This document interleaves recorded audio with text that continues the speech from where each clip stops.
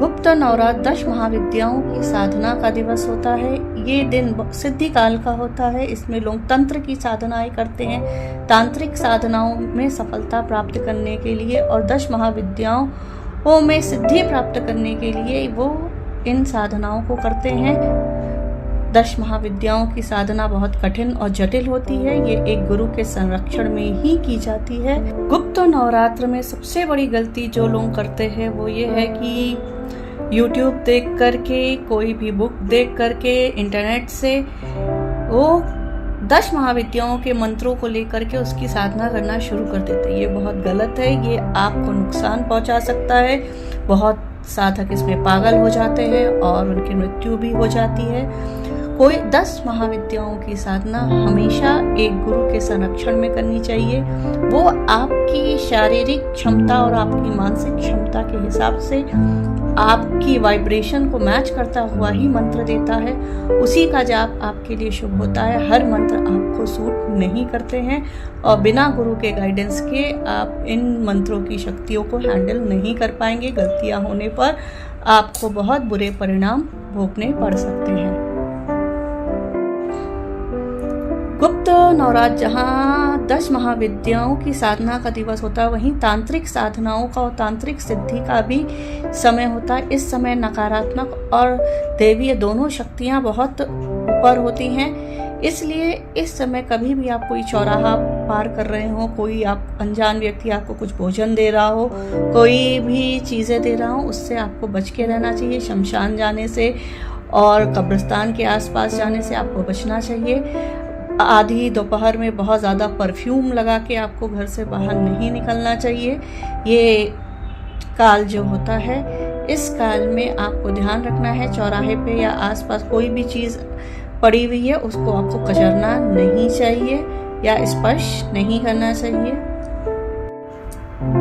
मान्यता ये भी है कि गुप्त नवरात्रि या नवरात्रि में खड़ी दोपहर में हमें किसी देवीय पेड़ों के नीचे नहीं जाना चाहिए। उनके पत्ते और फूलों को बिल्कुल नहीं तोड़ना चाहिए। जैसे गुड़हल का पौधा है, बेल का पौधा है, तुलसी का पौधा है या फिर आपका नीम का पौधा है, इनके पत्तों को आप बिल्कुल ना तोड़ें, स्पर्श ना करें। गुप्त नवरात्रि में कभी किसी स्त्री का अपमान नहीं करना चाहिए। आपको बहुत ज़्यादा घाटा होगा व्यापार में। आपके जीवन में आने वाले सुख, चैन, आराम धीरे धीरे खत्म होने लगेंगे। गुप्त नवरात्रि के समय हमेशा स्त्रियों का सम्मान करना चाहिए, छोटी बच्चियों का सम्मान करें और हो सके तो ज़्यादा से ज़्यादा उन्हें गिफ्ट्स दें, वो आपके लिए शुभ होगा। गुप्त नवरात्र में खड़ी दोपहर में बहुत मेकअप करके, परफ्यूम लगाकर घर से बाहर बिल्कुल नहीं निकलना चाहिए अकेले। ये आपके लिए खतरा हो सकता है। गुप्त नवरात्रि के समय हमारी कॉन्शियसनेस ऊपर की ओर उठती है। ये समय अपनी चेतना को ऊपर उठाने का और दैवीय शक्तियों को जागृत करने का होता है। इसलिए हमें सात्विक भोजन करना चाहिए, तामसिक भोजनों से बचना चाहिए जो हमारी प्राण ऊर्जा को नीचे लेके आते हैं। जैसे प्याज है, लहसुन है, मांसाहार है, इससे आप बचें। क्योंकि ये समय साधना करने का समय होता है, सत्व में रहने का समय होता है और जीवन को उच्च बनाने का होता है। तो कोशिश ये की जानी चाहिए कि इस समय हम पूर्ण ब्रह्मचर्य का पालन करें, मन से, तन से, धन से, हर तरीके से। वो आपके जीवन में बाद में शुभता लेकर आएगा। अगर आप गुप्त नवरात्रि में साधनाएं कर रहे हैं तो कोशिश करें चमड़े का कोई भी सामान अपने शरीर पे ना यूज़ करें, चाहे वो बेल्ट हो, पर्स हो या जूता हो, क्योंकि आपकी जो प्राण ऊर्जा आपके शरीर में आ रही है वो ड्रेन हो जाएगी। गुप्त नवरात्रि के समय कोशिश करनी चाहिए किसी भी स्त्री का बिल्कुल अपमान ना करें, आपको बहुत फाइनेंशियल लॉसेस होंगे। गुप्त नवरात्रि के समय आपको बिल्कुल भी झूठ नहीं बोलना है, अपशब्दों का प्रयोग नहीं करना है। शांति के साथ आपको सिर्फ साधनाएं करनी है गुरु की बताई हुई।